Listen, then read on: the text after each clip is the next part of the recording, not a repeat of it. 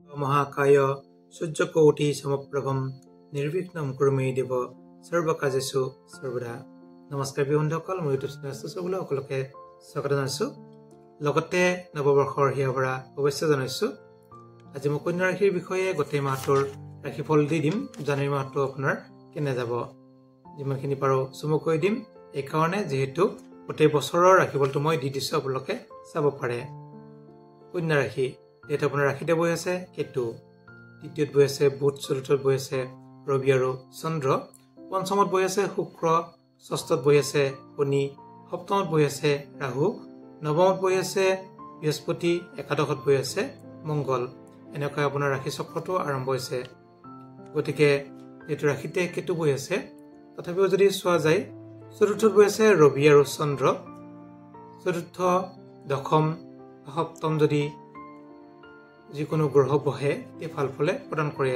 ৰবি হৈছে আপোনাৰ দ্বাদশৰ অধিপতি, যিহেতু খৰচৰ অধিপতি ৰবি আৰু ইনকামৰ অধিপতি চন্দ্ৰ। ইনকামৰ আৰু খৰচৰ অধিপতি একেলগে বহি আছে, যিহেতু আপোনাৰ কেন্দ্ৰত আছে।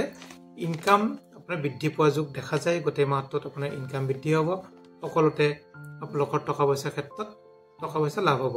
গতিকে ইনকামৰ ক্ষেত্ৰত আপোনালোকে কোনো কষ্ট নকৰাকৈ কিছু পইচা পাতি অহা যোগ দেখা যায় চন্দ্ৰ আৰু ৰবিৰ কাৰণে। কিন্তু এটা কথা চাব লাগিব, যিহেতু ৰবি হৈছে আপোনাৰ দ্বাদশৰ অধিপতি, আৰু দ্বাদশৰ অধিপতি হোৱাৰ কাৰণে খৰচ কিছু বৃদ্ধি পোৱা যোগ দেখা যায়। কিন্তু খৰচ বৃদ্ধি হ'লেও ভাল কামতে টকা পইচা লাগিব, বিশেষ বেয়া কামত টকা পইচা নাযায়। যদি আমি চাওঁ, যিহেতু মংগল বহি আছে আপোনাৰ একাদশত, তৃতীয় ষষ্ঠ একাদশত অশুভ ফল, অশুভ গ্ৰহ যদি বহি থাকে শুভ ফল প্ৰদান কৰে।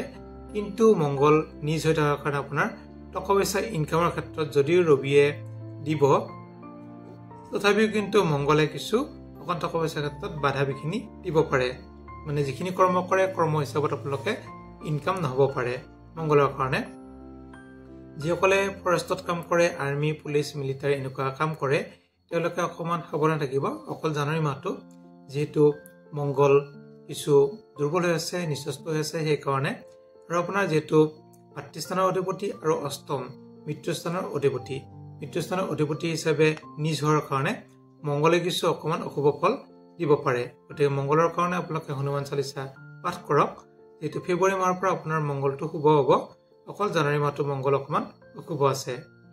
যদি বুধ চোৱা যায়, বুধ যিহেতু আপোনাৰ তৃতীয়ত আছে, তৃতীয় ষষ্ঠ একাদশত পাপগ্ৰহ থাকিলে ভাল। তথাপিও বুধ যিহেতু আপোনাৰ ৰাশিৰ অধিপতি, ৰাষ্ট্ৰাধিপতি, আৰু বুধ যিহেতু আপোনাৰ নৱম স্থানত দৃষ্টি দি আছে, পূৰ্ণ দৃষ্টি।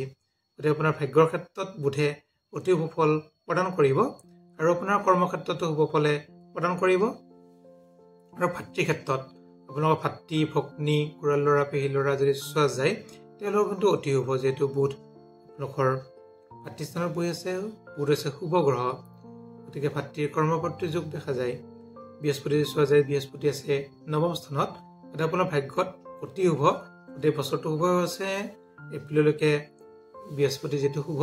তথাপিও যদি চাওঁ আমি, জানুৱাৰী মাহটো অতি শুভ ফল প্ৰদান কৰিব বৃহস্পতিৰ কাৰণে। যিসকলে শিক্ষাগুৰু, যিসকলে টিচাৰ চাকৰি কৰিছে, তেওঁলোকৰ কাৰণে অতি শুভ। তেওঁলোকৰ প্ৰমোচন যোগ নাইবা তেওঁলোকৰ কাৰণে ট্ৰেন্সফাৰ যোগ দেখা যায় বৃহস্পতিৰ কাৰণে। আৰু যিসকলে বিদেশ ভ্ৰমণ কৰিব ইচ্ছা কৰে, তেওঁলোকে বিদেশ ভ্ৰমণ কৰিব পাৰে। মন্দিৰ দৰ্শন তেনেকুৱাতো বহুতখিনি শুভ ফলে প্ৰদান কৰিব বৃহস্পতিৰ ফালৰ পৰা। শুক্ৰ যদি চোৱা যায়, শুক্ৰ আছে যিহেতু পঞ্চমত, যিসকল ল'ৰা ছোৱালী উচ্চ শিক্ষা কৰি আছে বা ছায়েন্স পঢ়ি আছে, ITI, IIT এইবিলাক পঢ়ি আছে, তেওঁলোকৰ কাৰণে অতি শুভ। যিহেতু শুক্ৰ ছায়েন্সৰ অধিপতি, ছায়েন্সত আপোনালোকৰ শুভ ফলে লাভ কৰিব। যিসকলে এণ্ট্ৰেঞ্চ দিব বা চিট পোৱা নাই, তেতিয়াহ'লে তেওঁলোকে চিট পোৱা যোগ দেখা যায় যিকোনো উচ্চ শিক্ষাৰ ক্ষেত্ৰত, ছায়েন্সৰ ক্ষেত্ৰত। শনি যদি চোৱা যায়, শনি আছে যিহেতু ষষ্ঠত, গতিকে তৃতীয় ষষ্ঠ একাদশত অশুভ গ্ৰহ থাকিলে শুভ ফলে প্ৰদান কৰে। গতিকে শনিয়ে কিন্তু আপোনালোকক ভাল ফলে প্ৰদান কৰি আছে। শনিৰ কাৰণে অতি শুভ। শনিৰ কাৰণে যিহেতু দূৰভ্ৰমণ যোগ বা য'তে গ'লে আপোনালোকে মান সন্মান প্ৰাপ্তি হ'ব, বা যিকোনো ক্ষেত্ৰত বেপাৰ বাণিজ্যতো আপোনালোকে ভাল ফল লাভ কৰিব। সপ্তমত বহি আছে যিহেতু ৰাহু বহি আছে প্ৰতিপত্নী স্থানত। গতিকে প্ৰতিপত্নী স্থানত ৰাহু বহাৰ কাৰণে প্ৰতিপত্নীৰ সৰু সুৰা পেটৰ বিষ, কঁকালৰ বিষ হ'ব পাৰে, পেটৰ গণ্ডগোল হ'ব পাৰে, কিন্তু কৰ্মৰো কিন্তু সুফল লাভ কৰিব। কিছু সৰু সুৰা মনোমালিন্য হ'ব পাৰে, অকণমান বিশেষ চিন্তা কৰাৰ কোনো কাৰণ নাই। আৰু চোৱা যায় কেতু বহি আছে আপোনাৰ ৰাশিত কেতু বহাৰ কাৰণে আপোনাৰ যিহেতু কঁকালৰ বিষ বা পেটৰ বিষবিলাক হ'ব পাৰে। গতিকে কেতুৰ কাৰণে আপোনালোকে পাৰিলে এটা মন্ত্ৰ জপ কৰিব মই দি আছো, ওম হ্ৰিং ঐং শ্ৰী কেতুৱে। এইটো যদি আপোনালোকে জপ কৰে তেতিয়াহ'লে শুভ ফল লাভ কৰিব। আৰু যদি কিবা সুধিবলগীয়া থাকে আপোনালোকে সুধিব পাৰে। ধন্যবাদ।